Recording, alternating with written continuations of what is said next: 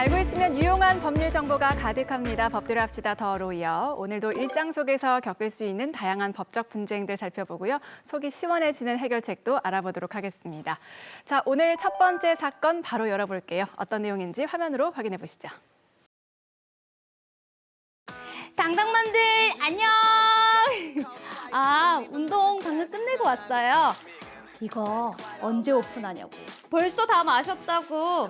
DM이 폭발해서 라방 켰어요. 요거는 빼빼 쏙 음료. 이거 마시고 화장실 문지방이 닳도록 간다고. 내 뱃속에 10년 묵은 능구렁이가 있는지 처음 알았다고. 후기 반응 폭발이에요, 폭발. 이거는 내가 진짜 작정하고 만든 거예요. 빼빼 쏙. 제이미맘인가요? 와, 아니 어떻게 45kg나 감량했지? 진짜 대단하네. 나도 저거 사볼까? 10년 묵은 능구렁이가 있는지 처음 알았다고. Touch one, kiss one chick, and that I can't resist. And I'm like,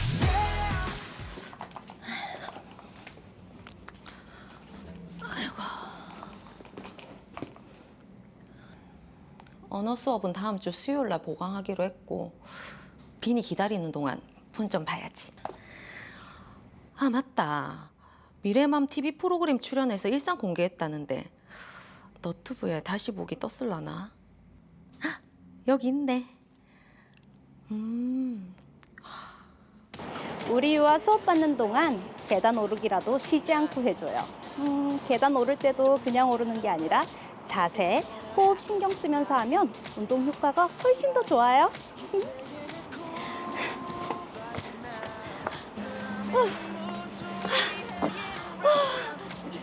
손에 들고 있는 건 뭐예요? 이거요? 이거 몸에 독소 빼주는 음료예요. 운동만으로는 감량하기 어렵잖아요. 그래서 틈틈이 이거 마셔주고 있어요. 이게 제 비법이에요. 제가 출산하고 살이 정말 많이 쪘거든요. 그러다 보니 마음 아픈 아이를 혼자 키운다는 게 체력적으로도 힘들고 또 저도 처지고 그래서 자꾸 자책만 하게 되더라고요. 더 이상 이렇게 살 순 없다. 그래서 악착같이 유기농 식이요법 하면서 저만의 운동법으로 감량했어요. 시간 날 때마다 틈틈이 육아 관련 공부도 하고요. 제가 특별해서 그런 게 아니에요. 우리 어머님들도 충분히 하실 수 있어요. 화이팅!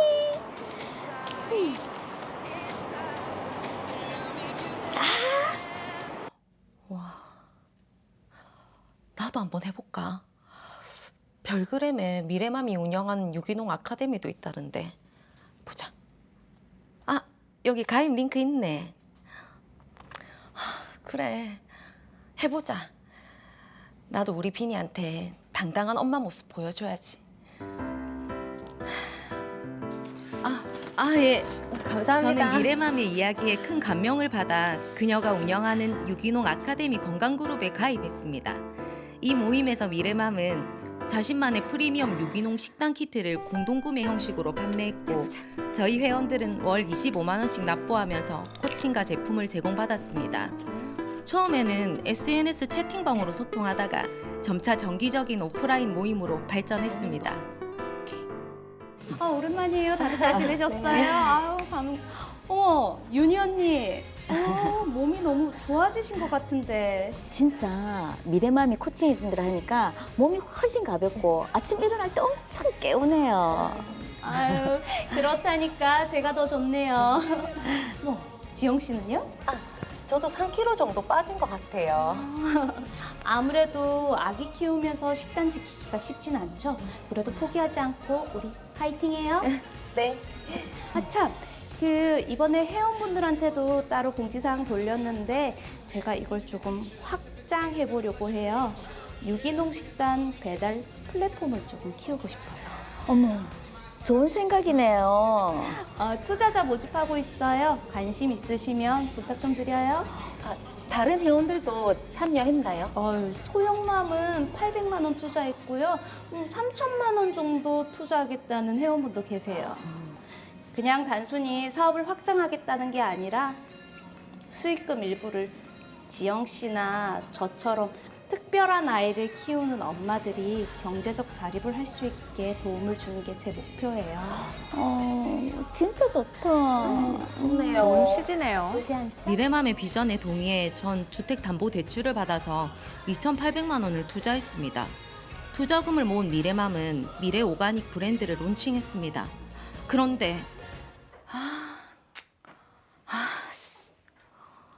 아니 주문한 지 2주가 넘었는데 아직까지 배송을 안 해주노. 언니 그 미래맘 식단 키트 배송 왔어요? 아니요. 나도 아직 상품 준비 중이라고 뜨는데요. 참. 미래맘이 약속했던 프랜차이즈 확장 계획도 무산됐다고 하던데요. 에? 아니 진짜요?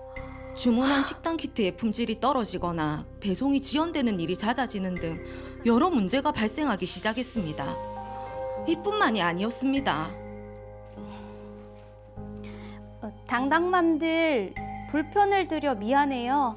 공급망 문제로 인해서 지금 조금 어려운 점들이 있는데 일시적인 거니까 저를 믿고 기다려 주셨으면 좋겠습니다.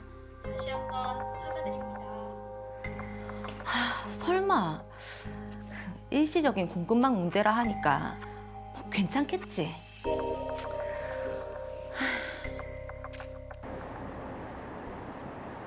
언니 미래맘 별그램 봤어요? 폐쇄됐던데요. 예? 아니, 펀딩 지연으로 잠시 사업 중단됐다고 양해 바란다고 메시지 왔던데요. 계정 폐쇄됐잖아요. 내가 아무래도 느낌이 쌓였어. 다른 회원들이랑 조사를 해봤는데 미래맘이 제주도에서 그 뭐라더라? 그 웰리스 프로그램이라는 유사한 수법으로 투자금을 모집했더라고요. 그리고 싱글맘도 아니던데요. 남편도 있고 실제로 이혼한 적도 없대요. 뭐라고요? 전화도 안 받고 DM 보내도 답도 없고. 언니 우리 투자금 어떡해요 그러면?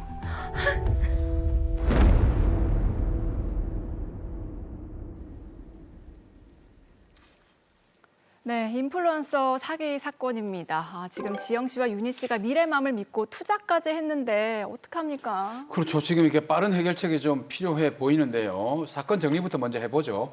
더 로이어 사건 번호 제 596호입니다. 강미래 씨는 워킹맘 인플루언서인데요. 이혼 후 혼자 딸을 키우며 45kg을 감량한 스토리를 공유하고 있었습니다. 윤지영 씨는 강미래 씨의 이야기에 큰 감동을 받아 강미래 씨가 운영하는 유기농 아카데미 건강그룹에 가입했는데요. 강미래 씨는 이 모임에서 자신만의 프리미엄 유기농 식단 키트를 공동 구매 형식으로 판매했고 회원들은 월 25만 원씩 납부하며 코칭과 제품을 제공받았습니다. 그러던 어느 날 강미래 씨는 자신의 성공적인 비즈니스 모델을 확장한다며 유기농 식단 배달 플랫폼을 위한 투자자를 모집했는데요. 윤지영 씨는 2,800만 원을 투자했습니다. 차윤희 씨도 투자를 했는데요. 그러나 제품 출시 후 여러 문제가 발생하기 시작했고 결국 강미래 씨는 펀딩 지연으로 잠시 사업이 중단되었다는 메시지를 남긴 채 자신의 SNS 계정을 폐쇄했습니다. 네, 강미래 씨 계정에 이제 팔로워도 굉장히 많았고 그리고 방송 출연도 해서 믿고 구매도 하고 투자까지 했는데 자, 이 두 사람은 어떻게 해야 될지 모르겠습니다. 임태량 변호사님? 예, 우선 피해자들은 공동 대응에 나설 필요가 있습니다. 비슷한 피해를 입은 다른 회원들과 연락을 해서 피해자 모임을 구성하고 증거를 함께 수집하는 것이 중요합니다. 구체적으로는 강미래 씨와 주고받은 모든 메시지, 송금 내역, 제품 주문 내역, 투자 약정서 등을 확보해야 합니다. 그리고 즉시 경찰에 사기 혐의로 고소장을 제출할 필요가 있습니다. 네. 수사가 시작되면 강미래 씨의 재산을 추적할 수 있고 동시에 민사소송을 통해 재산에 대한 가압류 신청도 병행하는 것이 좋습니다. 시간이 지날수록 재산이 은닉되거나 소비될 가능성이 높아지기 때문에 신속한 대응이 무엇보다 중요합니다. 자, 그런데 강미래 씨가 뭐 처음부터 내가 사기를 치려고 한 게 아니다. 정말 열심히 하려고 했지만 사업에 실패했다. 뭐 이렇게 주장할 수도 있지 않습니까? 예, 물론 그와 같은 주장이 나올 수는 있지만 이 사건에는 단순 사업 실패와 구분되는 몇 가지 중요한 요소가 있습니다. 네. 우선 강미래 씨는 자신을 싱글맘이라고 허위로 소개했고 제주도에서도 유사한 방식으로 투자금을 모집한 전략 알력이 있습니다. 만약 피해자들이 강미래 씨가 싱글맘이 아니라는 사실을 알았다면 제품을 사고 투자금을 교부했을지는 상당히 의문입니다. 실제 효과가 검증되지 않은 제품을 과장 광고하기도 했고 사업 실패 후 투명하게 상황을 설명하고 해결책을 모색하기보다 계정을 폐쇄하고 연락을 끊기도 했습니다. 네. 이러한 정황은 처음부터 기망의 고의가 있었다는 증거로 볼 수 있습니다. 또한 투자금을 사업 목적이 아닌 개인 용도로 사용했다면 이는 사업 실패가 아닌 명백한 범죄 행위에 해당합니다. 수사 과정에서 이러한 증거들이 확보된다면 사기죄 성립 가능성이 높습니다. 네. 근데 좀 전에 그 변호사님이 말씀하시기를 실제 검증되지 않은 제품을 과장 광고했다. 이렇게 말씀하셨는데 사실 요즘 SNS 보면 효과를 극대화하기 위해서 약간 과장 광고하는 제품들이 꽤 많거든요. 네. 이게 만약에 실제 제품과 다르다라고 만약에 입증이 된다면 처벌을 받을 수 있는 건가요? 네, 그와 같은 경우 표시광고법 위반으로 처벌받을 가능성이 있습니다. 표시광고법은 소비자를 속이거나 소비자로 하여금 잘못 알게 할 우려가 있는 부당한 광고를 금지하고 있거든요. 특히 자신의 체험을 과장하거나 허위로 꾸며 제품의 효과를 광고했다면 이는 기만적인 광고에 해당할 수 있습니다. 또한 식품의 경우 식품 등의 표시 광고에 관한 법률에 따라 질병 예방이나 치료에 효능이 있는 것처럼 광고하는 것도 금지되어 있습니다. 네. 공정거래위원회의 시정명령이나 과징금 부과 대상이 될 수 있고 심각한 경우 형사처벌도 가능합니다. 더불어 이러한 허위 광고로 인해 소비자들이 피해를 입었다면 민사상 손해배상 책임도 물을 수 있습니다. 자, 그리고 강미래 씨가 과거 제주도에서 비슷한 방법으로 투자자들을 모집했다고 했는데 이게 반복된 수법이라면 더 무거운 처벌을 받습니까? 네, 반복적인 범행은 분명히 형량에 영향을 미칩니다. 법원은 양형 판단 시 범행 전력과 상습성을 중요하게 고려하거든요. 특히 동일한 방법으로 여러 지역에서 범행을 저질렀다면 이는 우발적인 사건이 아니라 계획적이고 조직적인 범죄로 보일 가능성이 높아집니다. 네. 또한 이전 범행으로 인해 피해가 회복되지 않은 상태에서 새로운 범행을 저질렀다면 더욱 가중처벌될 수 있습니다. 네. 수사 과정에서 제주도 사건의 피해자들도 함께 고소인으로 참여한다면 사건의 심각성을 더욱 효과적으로 입증할 수 있을 것으로 보입니다. 자, 지금 피해자들이 수십 명이고요. 피해 금액도 약 10억 원에 달한다고 하거든요. 네. 피해 금액이 또 클수록 처벌도 무거워지는 거죠? 예, 그렇습니다. 피해 금액 역시 형량 결정에 매우 중요한 요소입니다. 특히 이 사건의 경우 피해 금액이 10억 원에 달한다면 특정경제범죄 가중처벌 등에 관한 법률이 적용될 가능성이 있는데 다만 피해자별로 편취액이 산정되기 때문에 일반 사기죄로 의율될 수도 있습니다. 네. 법원은 피해자가 다수인 경우 사회적 파장이 크다고 보아 가중처벌하는 경우가 있고 피해 회복 여부도 매우 중요하게 고려하기 때문에 만약 강미래 씨가 피해 금액을 전혀 변제하지 않는다라고 하면 실형 선고 가능성이 상당히 높아집니다. 근데 제가 이후에 조금 더 알아보니까 보통 이게 투자금을 모으면 사업을 하는 데 써야 되잖아요. 네. 예. 지금 요 강미래 씨 같은 경우는 투자금 일부를 해외 여행, 아이고야. 명품 쇼핑을 하는 데 썼다고 합니다. 아유, 큰일 났죠? 그러네요. 예, 정말 큰일입니다. 너무나 문제가 심각한 것이고요. 투자금을 이와 같이 개인적인 용도로 사용했다면 죄명으로는 업무상 횡령죄가 성립할 가능성이 있습니다. 네. 투자자들은 사업 확장을 위해 자금을 맡긴 것인데 이를 해외여행이나 명품 구매와 같은 사적 용도로 사용했다면 신임관계를 배반한 행위가 되거든요. 특히 투자금 모집 당시부터 이런 용도로 사용할 의도가 있었다면 사기죄와 업무상 횡령죄가 모두 성립할 수 있습니다. 또한 투자금을 해외 계좌로 이전했다면 자금 세탁 방지법 위반 혐의도 추가될 수 있습니다. 근데 또 여기서 끝이 아닙니다. 또 있나요? 예, 또 있습니다. 지금 더 충격적인 사실인데 강미래 씨가 이혼을 한 후에 싱글맘 인정을 내세워서 이 또 제품을 판매했지 않습니까? 네. 확인해 보니까 이혼을 한 적도 없고 어. 거기다 지금 남편이 버젓이 있다고 합니다. 아, 그래요? 네.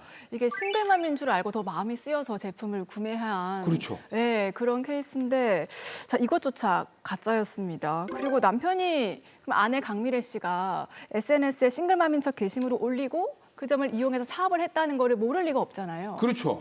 그럼 남편도 공범입니까? 예, 남편의 공범 여부는 그가 얼마나 적극적으로 이 사기 행각에 가담했는지에 따라 달라질 수 있습니다. 만약 남편이 아내의 허위 신분 주장을 알면서도 이를 묵인하고 더 나아가 투자금 사용에 관여했거나 사업 운영에 참여했다면 공동정범으로 볼 수 있습니다.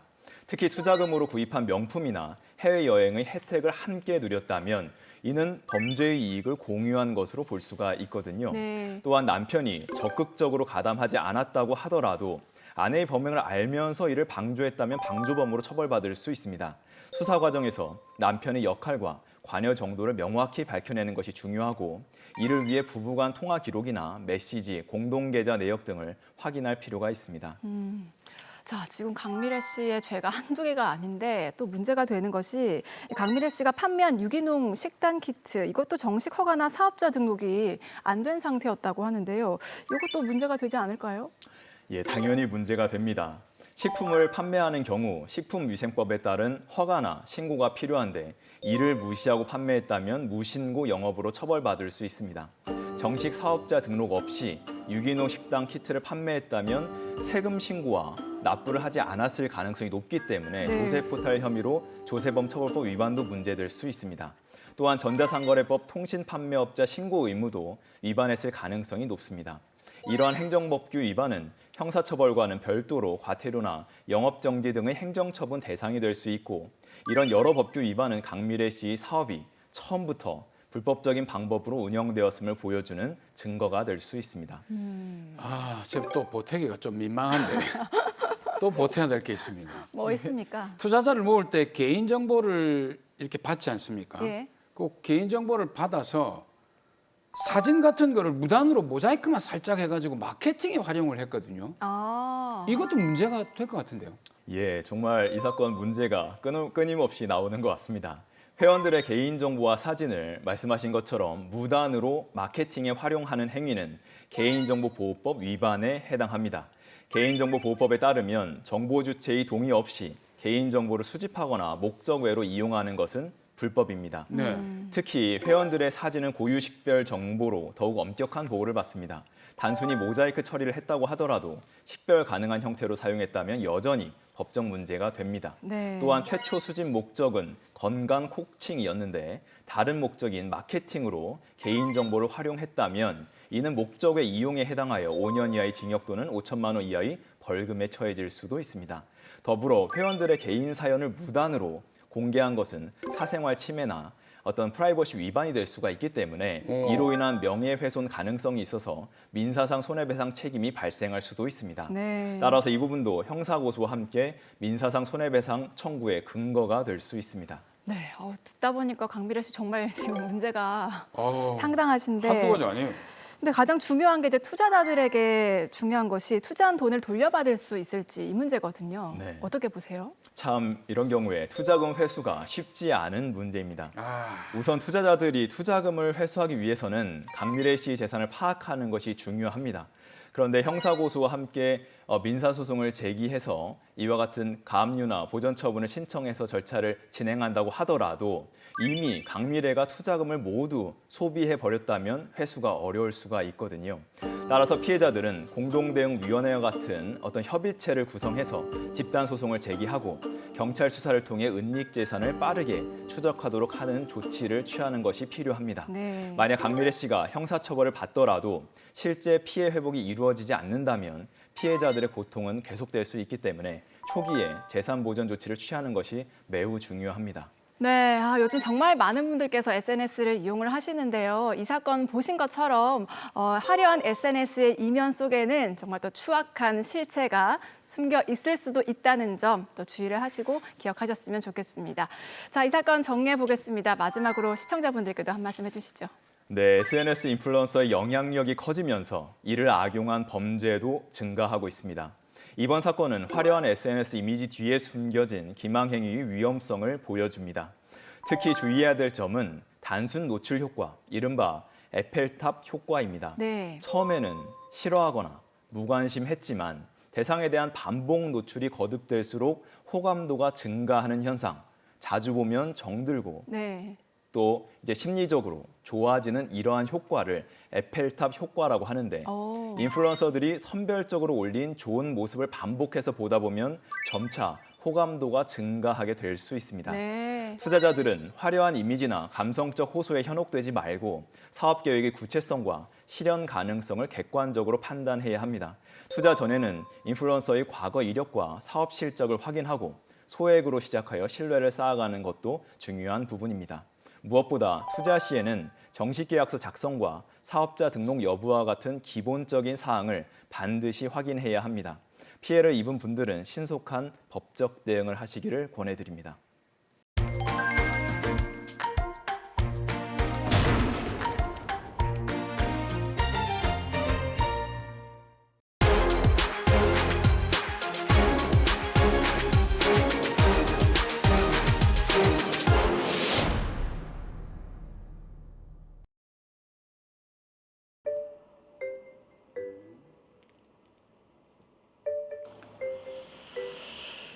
마누라가 이것만 있으면 임플란트도 다 혜택을 볼 수 있다고 했지.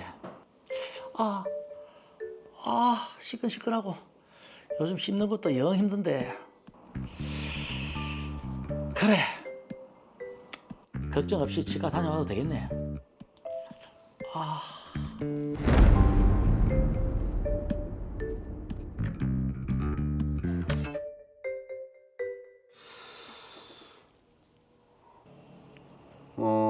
김영재님, 아무래도 이 임플란트 2개 하셔야겠는데요.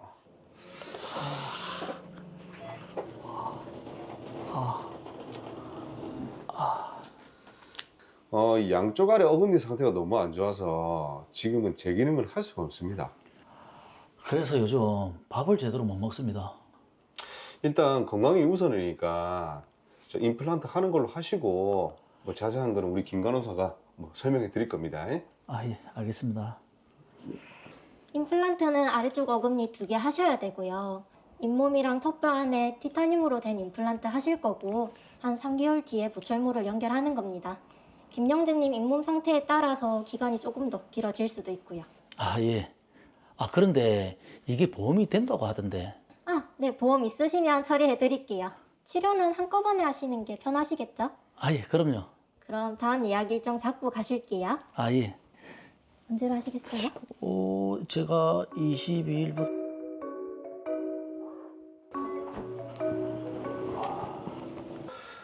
그 치료는 잘 끝났고 어디 불편한 데 있으면 연락 주시고 치료 받으시면 됩니다. 예, 감사합니다. 예.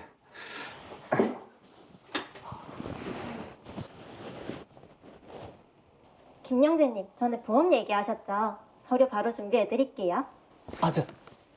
간호사님, 보험사에 물어보니까 이게 임플란트 1개씩만 보장이 된다고 하더라고요. 근데 저는 한꺼번에 2개를 다 해서 혹시 2개 수술한 걸 다른 날짜로 좀 행걸로 해주시면 안 될까요? 그거... 간호사님, 부탁 좀 드리겠습니다.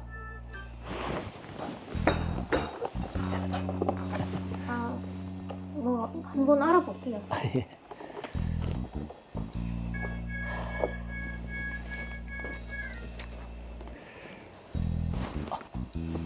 말씀하신 대로 처리했습니다. 아이고, 감사합니다. 고맙습니다.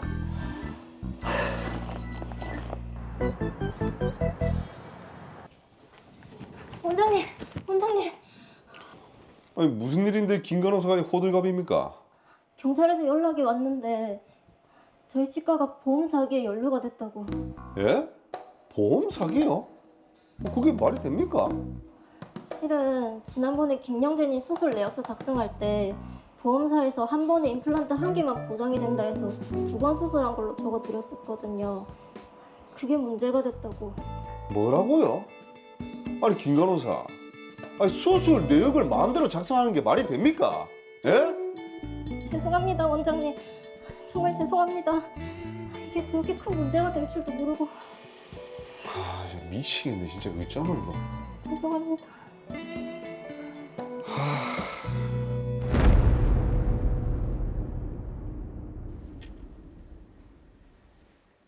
네, 직원이 실수를 하는 바람에 최순호 씨가 결국 수사를 받게 됐습니다. 그렇습니다. 이 사건도 빨리 좀 해결을 해봐야 될 것 같은데 사건 정리 먼저 하죠. 더 로이어 사건 번호 제597호입니다. 김영재 씨는 치아가 좋지 않아 치과의사 최순호 씨에게 진료를 받았습니다. 진료 결과 어금니 등의 상태가 좋지 않아 임플란트를 2개 식립하기로 했는데요. 환자의 편의를 위해 간호사는 한꺼번에 치료를 하는 것으로 일정을 잡았고 보험 처리도 가능하다고 했습니다. 계획대로 치료를 마친 김영재 씨. 그런데 보험 처리를 위한 서류상 임플란트 식립이 한 번에 한 개씩만 보장이 된다면서 각기 다른 날짜에 두 치아를 식립한 것으로 해달라고 의료진에게 부탁을 해왔습니다. 환자 편의를 위한 것이라 생각한 김미영 간호사는 그렇게 서류를 변경해 주었습니다. 얼마 후 경찰에서는 최순호 씨 치과가 보험 사기에 연루되었기에 조사를 받으라고 통보를 해왔습니다. 이들은 어떻게 해야 할까요? 네, 지금 보험 사기에 연루가 됐다고 했는데, 자, 박성수 변호사님, 이게 정확하게 어떤 혐의가 적용이 된 걸까요? 제가 사건을 좀 더 알아본 결과 최순호 씨는 보험 사기 방지 특별법 위반으로 사기 방조 혐의가 적용된 것으로 확인되었습니다. 네, 자, 사기 방조 혐의. 자, 그런데 지금 의사인 최순호 씨는 해당 사실을 전혀 몰랐거든요. 네, 그렇습니다. 간호사인 김미영 씨가 진료기록부, 치료 확인서, 수술 확인서 등 보험 청구에 필요한 서류를 환자에게 직접 발급해 주었기 때문에 의사 최순호 씨는 해당 사실을 전혀 모르고 있었습니다. 네. 근데 이게 지금 몰랐다고 해서 제가 안 되는 건 아니거든요. 그렇죠. 직원 관리 의무를 다하지 않았다. 뭐 이렇게 봐야 되지 않을까요? 예, 그렇습니다. 간호사인 김미영 씨가 발급한 것이라고 하더라도 최순호 씨로부터 문서 발급 권한을 위임받은 것이고 최순호 씨의 명의로 작성된 문서이기 때문에 기본적으로 문서 작성에 대한 책임은 최순호 씨에게 있는 것이지요. 자, 그러면 혹시 뭐 방조죄 같은 게 성립할까요? 네, 방조죄가 성립할 가능성이 상당하다고 보여집니다. 다만 최순호 씨가 허위 진료기록부 등이 작성된 사실을 전혀 몰랐다고 한다면 방조의 고의가 부정되기 때문에 방조죄가 성립하지 않을 수 있습니다. 네. 그러나 앞서 본 대로 최순호 씨 명의로 문서가 작성된 이상 고의를 부정하는 것이 쉽지 않아 보입니다. 자, 그럼 최순호 씨는 지금 어떻게 해야 될까요? 고의가 없었다는 것을 입증할 수 있는 어떤 포인트 같은 게 있지 않겠습니까? 예, 실제로 제가 이와 유사한 사건을 담당한 적이 있습니다. 치과 전문의가 간호사가 문서를 임의로 작성한 사실을 몰랐다는 점, 그리고 환자들이 보험금 대부분을 반환하였다는 점, 네. 그리고 의사에게 범죄 전력이 없었다는 점 등을 변호하여 불기소가 된 적이 있습니다. 네. 그런데 이번 사건에서는 만약에 좀 잘못 진행이 돼가지고 처벌을 받게 된다면 처벌 수위는 어느 정도 되죠?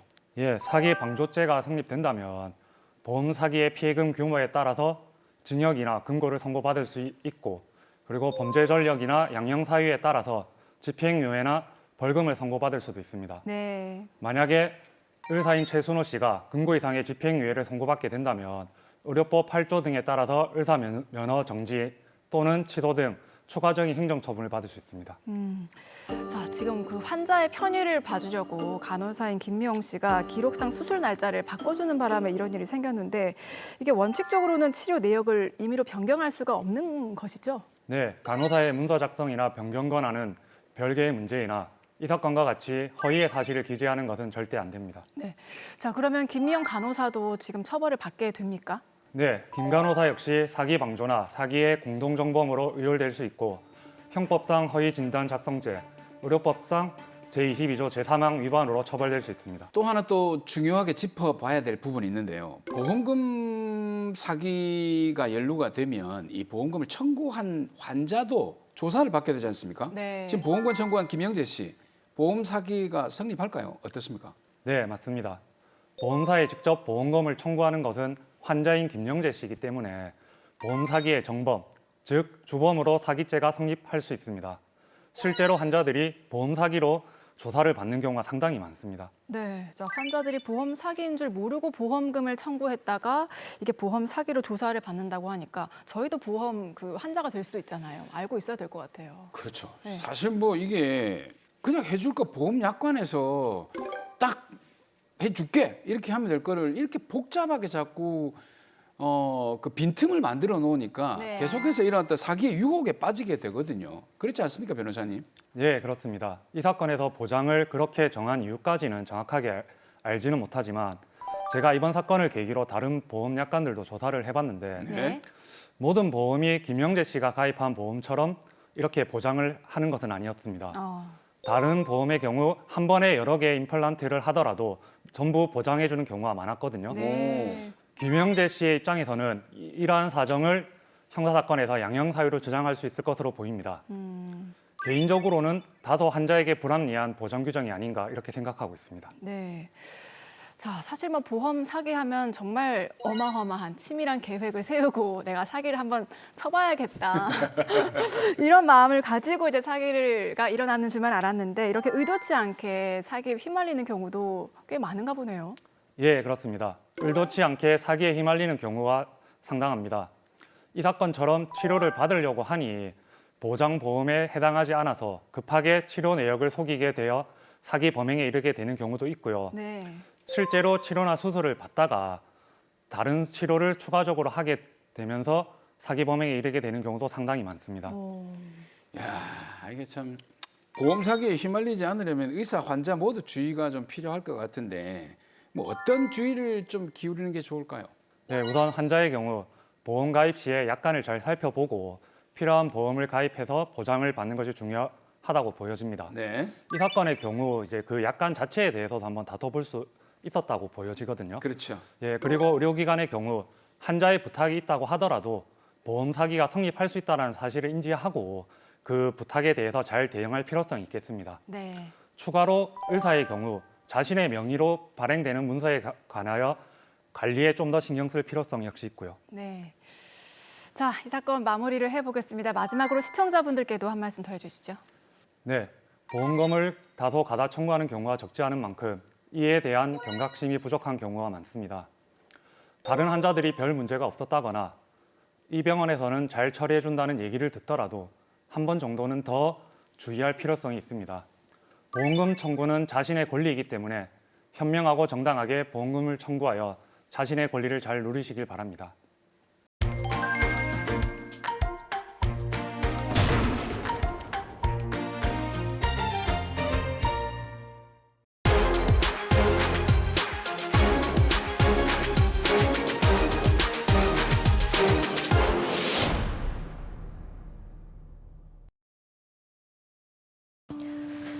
여보, 대리점 그만 접는 게 맞는 것 같다. 요즘 웰빙이다 뭐다 건강에 관심이 많아서 잘 될 줄 알았는데. 아무리 처음에 큰 자본이 안 들어갔어도 몇 년째 수익이 안 나고 있잖아. 그래, 더 이상 손해볼 수 없지. 접을게.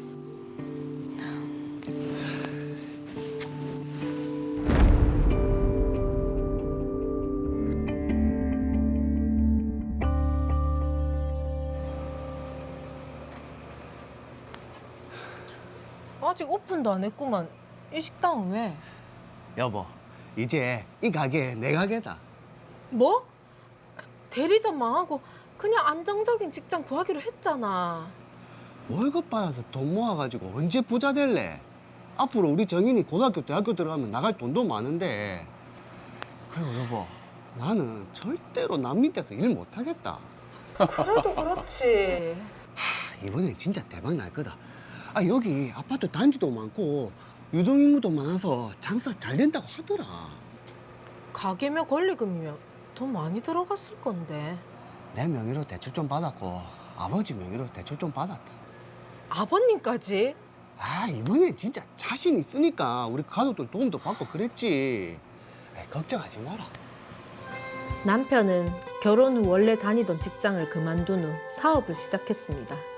성격이 활발하고 인간관계가 넓은 편이었던 남편의 설득에 저는 썩 내키지 않았지만 무작정 반대만 할 수는 없었습니다. 처음 건강보조식품 대리점을 운영하다 손해만 보고 접었던 남편은 다시 요식업에 뛰어들게 됐습니다. 왜 이렇게 일찍 왔어요? 가게는? 손님 없어서 일찍 문 닫았다. 잠시만 여기 앉아봐.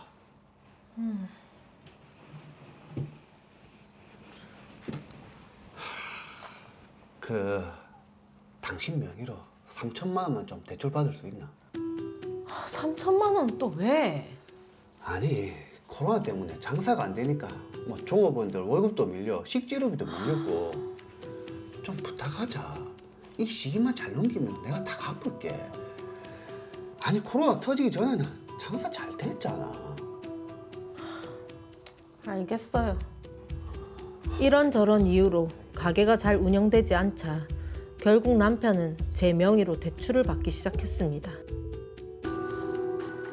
역시 최 사장 말대로 이거다.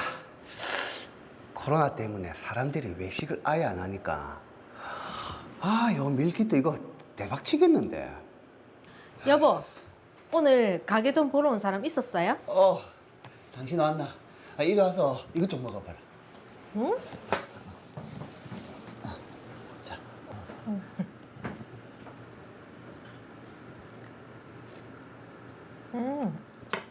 맛은 나쁘지 않네. 근데 이건 왜? 최 사장이 그러는데 요즘 같은 시대에 이 밀키트 사업이 대박이란다. 코로나 때문에 외식하기도 어렵지. 그리고 요즘 1인 가구가 많다 아이가. 집에서 해먹기도 그렇고 이 간단하게 밀키트로 해먹는 거지. 그래서? 그래서라니. 이 가게 좋고 이번에 이걸로 갈아타야지. 이번엔 진짜. 당신이 그렇게 말한 게 한두 번이가. 여보, 이 사업 안 되면 내가 전부 다 책임질게. 가게 정리한 돈이랑 당신이 대출만 좀 해주면 진짜 성공할 수 있다. 또! 이대로 핀만 떠안고 그만둘 수 없잖아. 뭐라도 다시 시작해야지. 너도 잘 살자고 그런 것도 아니잖아. 진짜 마지막으로 한 번만 더 도와주면 내가 이 사업하면서 원리금이랑 전부 책임질게. 당신이 바빠서 안다니까. 이번에는 진짜 된다. 그러면 진짜 이번이 마지막이다. 그래, 자신 있다. 한번 먹어봐. 아내분도 참 착하시네요. 그렇게 저는 남편의 간절한 부탁과 본인이 전부 책임지겠다는 약속을 믿고 어쩔 수 없이 또 대출을 받아 남편에게 사업 자금을 빌려줬습니다. 그렇게 몇 년 동안 남편의 사업 자금을 빌려주는 과정에서 1억 5천만 원 가량의 채무가 생겼습니다.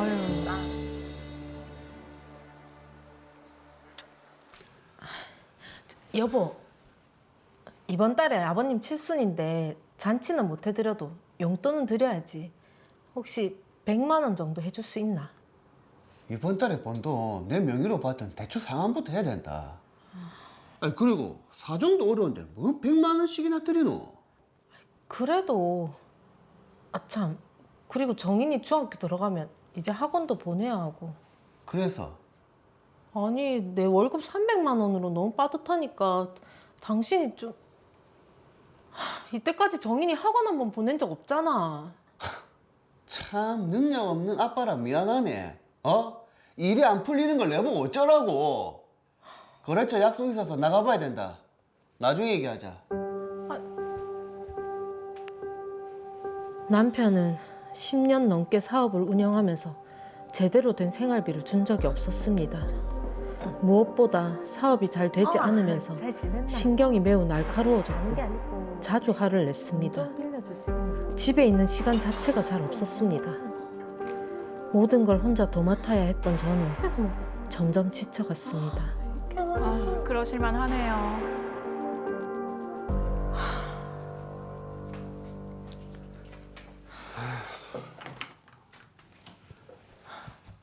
왜 이렇게 늦었노? 일이 좀 늦어졌다. 우리 이야기 좀 하자. 피곤하다. 나중에 얘기하자. 맨날 피곤하다고 피하기만 하고. 나도 이제 지친다. 언제까지 이렇게 살아야 하는데? 뭐? 당신 사업 안 된다고 맨날 집에 오면 짜증만 내고 어떻게 대책을 세울지 이야기 좀 하자고 하면 화부터 내고. 내가 노나? 누가 논다고 하나? 아니 그리고 내가 자기한테 사업하라고 등 떠밀었나?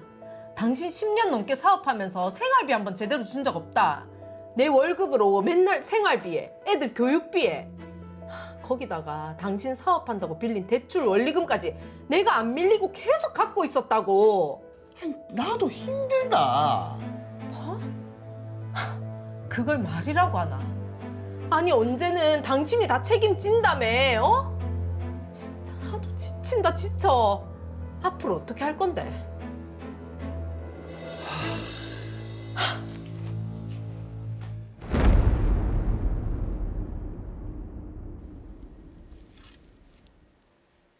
네, 남편 한정수 씨의 정말 반복되는 사업 실패, 또 그리고 남편의 사업을 돕느라 김미영 씨는 자신의 명의로 대출까지 받아야 했는데요. 자, 이창희 변호사님, 이 빚을 김미영 씨가 떠안아야 될까요? 네, 결론적으로 한정수 씨가 김미영 씨 명의 인감 도장 등을 위조해 김미영 씨 몰래 대출을 받았다거나 하는 사정이 없는 한 김미영 씨 명의 채무는 김미영 씨가 책임지는 것이 원칙입니다. 네. 자, 일단 그래서 저는 남편이 한정수 씨에게 너무 화가 나는 게 지금 자신이 벌려놓은 사업 때문에 아내가 빚을 떠안게 된 거잖아요. 그럼 좀 그렇죠. 아내한테 좀 잘하고 말이라도 좀 좋게 해야 되는데 계속 오히려 화만 내고 가정의 대소사에는 나 몰라라 하는 이런 태도가 참 열이 받습니다. 근데 중요한 건 요즘에 저렇게 남편들이 해가지고 살아남을 수 있나요? 정신이 이거 차려야 될 것 같은데. 다른 관점에서 말해주시는군요. 네. 김미영 씨 월급으로 생활비도 냈죠. 대출 원리금까지 다 내고 있는데 김미영 씨가 좀 많이 지쳤어요. 지금 네. 이혼을 고민을 하고 있는데 만약에 이혼할 경우에 이 빚을 남편인 한정수 씨에게 넘겨줄 수가 있나요? 김미영 씨는 지금 선택의 기로에 서 있는 것 같습니다.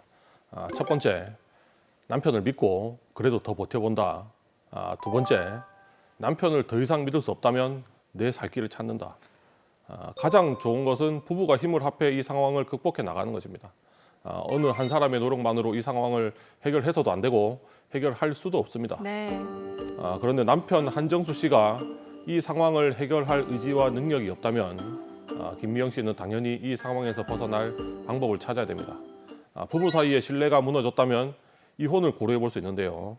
문제는 이혼을 한다고 해서 김미영 씨 빚이 남편 한정수 씨에게 당연히 넘어가지는 않는다는 겁니다. 네. 협의 이혼을 통해 한정수 씨가 김미영 씨 빚을 떠안을 수 있지만 그럴 가능성은 매우 낮아 보입니다. 한정수 씨, 본인 코가 석잔데 어떻게 김미영 씨 빚까지 떠안겠습니까? 자, 그러면은 재판상 이혼으로 책임을 나누는 건 어떻습니까? 네, 재판상 이혼은 법으로 정해놓은 재판상 이혼 사유가 있어야 됩니다. 그런데 배우자가 계속 사업 실패를 했다거나 빚이 많다는 이유는 재판상 이혼 사유에 해당하지 않을 수 있습니다.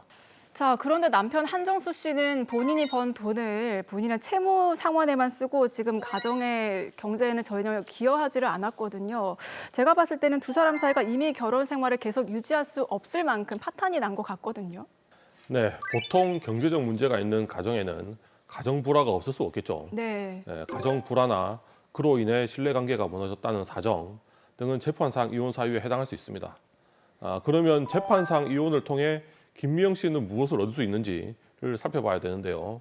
한정수 씨가 경제적 능력이 없으니 위자료는 사실상 무의미할 것 같고 재산 분할을 통해 김미영 씨 빚을 넘길 수 있는지 봐야 하는데 한정수 씨가 1억 5천이나 되는 빚을 자신 명의로 넘겨오는 것은 현실적으로 불가능해 보입니다. 김미영 씨가 자녀 양육을 받고 한정수 씨에게 양육비를 지급하라는 결론이 나올 것 같은데 네. 현실적으로 양육비도 받기 힘들어 보입니다. 결국 김미영 씨는 파탄난 혼인 관계에서 벗어나는 것 이외에 경제적으로 얻을 것은 거의 없어 보입니다. 일단 같이 사셔야 되네요. 이게 그렇게 되면 진짜 앞뒤가 꽉 막혀 있는데 한정수 씨와 이혼을 해도 김미영 씨 자신의 이름으로 된 채무는 본인이 다 떠안아야 된다고 하니까 네. 그럼 김미영 씨는 이 상황을 어떻게 해결을 해야 좀 더 지혜롭게 대처할 수 있을까요? 네, 김미영 씨 입장에서 가장 안 좋은 것은 계속 빚이 늘어나는 겁니다. 그렇죠. 김미영 씨 혼자서 죽도록 고생하면서 빚을 갚고 또 갚아도 남편이 계속 빚을 늘리면 밑 빠진 독에 물 붓기죠. 네. 이런 상황에서 벗어나는 것이 가장 중요합니다. 그 이후에는 본인과 자녀의 생활을 고려해서 재정 계획을 세워보셔야 됩니다. 본인의 기대 소득, 본인이 기대하는 생활 수준, 자녀 양육 환경 등을 면밀히 따져보시고 거액의 빚을 떠안은 상태로는 도저히 방법이 없겠다고 판단될 경우에는 채무 조정을 고려해 보시는 것을 추천드립니다. 자, 그렇다면 김미영 씨도 개인 회생을 통해서 채무 조정을 할 수 있을까요? 네, 개인 회생이 유력한 상황으로 보입니다. 다만 김미영 씨가 본인 명의로 빌려 남편 사업 자금으로 사용된 돈이 문제될 여지가 있습니다. 어떤 부분에서 문제가 될 수 있습니까? 네, 제3자 입장에서 봤을 땐 김미영 씨가 대출받아 남편 한정수 씨에게 지급한 돈이 증여한 돈인지 빌려준 돈인지 구분하기 쉽지 않기 때문입니다. 네. 그러면 그게 증여한 돈일 경우 또는 뭐 빌려준 돈일 경우 그거에 따라서 결과가 달라진다는 얘기인가요? 네, 내 돈을 증여했다. 뭐 이러면 누가 뭘 하겠습니까? 그런데 금융기관에서 대출을 받아서 그 돈을 다른 사람에게 증여했다. 그리고 그 대출금은 탕감해달라. 이상하지 않습니까? 그러네요. 그리고 내가 돈을 빌려 다른 사람에게 빌려줬다면은 빌려준 돈을 돌려받을 수 있지 않겠습니까? 네. 나는 금융기관에서 빚을 탕감받고 다른 사람한테는 돌려받는다. 이것도 이상하지 않나요? 더 이상하네요. 네. 그래서 법원에서는 돈의 성질이 무엇이고 회수 가능성이 있는지 여부를 따져보게 됩니다. 전체적으로 봤을 때 남편이 갚겠다는 의사를 밝히고 있는 것으로 보아서 대출금으로 보아야 될 것 같고, 대신 남편에게 변제 능력이 없어서 회수 가능성이 없다거나 희박하다는 사정을 법원에 잘 설명을 해야 될 것으로 보입니다. 자, 그러면 남편에게 지금 변제할 능력이 없다는 걸 어떻게 증명을 할 수 있겠습니까? 남편도 현재 감당할 수 없는 빚을 떠안고 있는 상태일 것으로 보입니다. 남편 명의 재산에 강제 집행이 들어가 있다거나 이혼 과정 중에 밝혀지게 될 텐데요. 남편이 현재 부채 초과 상태에 빠져 있다. 뭐 이런 자료들을 적절히 활용하면 되지 않을까 합니다. 자, 그리고 지금 김미영 씨는 현재 남편에게서 뭐 생활비라든지 또 양육비 등을 전혀 받지 못하고 있는데 이 부분도 회생심사에 유리하게 작용할 수 있을까요? 네, 당연합니다. 가족의 생활비는 부부가 함께 책임져야 됩니다. 그런데 혼자서 생활비를 책임졌고 그로 인해 빚이 늘어났다면 그런 사정이 당연히 고려될 수밖에 없습니다. 그리고 양육비의 경우에는 협의 이혼을 하든 재판상 이혼을 하든 미성년 자녀가 있는 경우에는 양육비에 대해 정하도록 하고 있습니다. 네. 그런데 현실에서는 정해놓은 양육비를 제대로 지급하지 않는 경우가 많습니다. 이런 경우에도 양육비를 지급받지 못하고 있는 구체적인 이유 등을 법원에 충실히 설명을 한다면은 개인회생 심사 받을 때 유리하게 작용할 수 있습니다. 네. 자, 그러면 이런저런 여러 가지 어떤 조건들을 따져봤을 때 김미영 씨가 개인회생 절차를 진행한다면 어느 정도 채무를 탕감받을 수 있을까요? 네, 개인회생은 첫째, 본인 재산보다 많이 변제해야 됩니다. 둘째, 소득에서 최저생계비를 뺀 나머지 금액을 또 변제해야 됩니다. 김미영 씨는 재산 분할을 한다 하더라도 본인 재산은 거의 없는 것으로 보이고요. 현재 약 300만 원 가량의 월 소득에서 미성년자 1인 포함 2인 가구 최저생계비 약 230만 원 가량을 뺀 나머지 월 70만 원씩 36개월간 변제하는 것으로 회생 계획안이 나올 것 같고, 네. 총액 기준 약 2,500만 원 정도 갚고 나머지는 탕감 받으실 수 있을 것 같습니다. 네. 자, 정말 남편의 계속되는 사업 실패와 늘어나는 그 빚의 무게에 고통을 받고 계셨는데 그 무거운 울타리에서 벗어날 수 있다고 하니까 참 다행인 것 같습니다. 자, 정리해 볼게요. 마지막으로 의뢰인 김미영 씨께도 한마디 더 해주시죠. 네, 부부는 경제적 공동체를 이뤄 서로와 자녀, 부모님 등 가족을 부양하며 살아갑니다. 각자가 하는 일이 잘 돼서 덕을 볼 때도 있고 잘 안 돼서 도움을 줘야 할 경우도 생깁니다. 그렇게 좋은 일, 힘든 일 함께하며 부부간의 사랑도 신뢰도 쌓여갑니다. 배우자에게 경제적 문제가 생겼다고 해서 바로 이혼해달라 이러면 법원에서 잘 안 받아들여줍니다. 뭐 그런 이유도 이제 바로 이런 이유 때문일 거고요. 그렇다고 마냥 억지로 버티며 살아갈 필요도 없습니다. 배우자에게 가정의 문제를 함께 해결하고자 하는 의지와 능력이 보이지 않는다면 부부관계를 지속해 나갈 이유가 없습니다. 김미영 씨는 10년이 넘는 시간 동안 남편을 믿고 가정을 위해 헌신하고 노력해 왔습니다. 혼자서 가족의 생활비를 감당하면서 빚도 갚고 자녀도 키우고 그 시간이 얼마나 힘들었을지 충분히 이해합니다.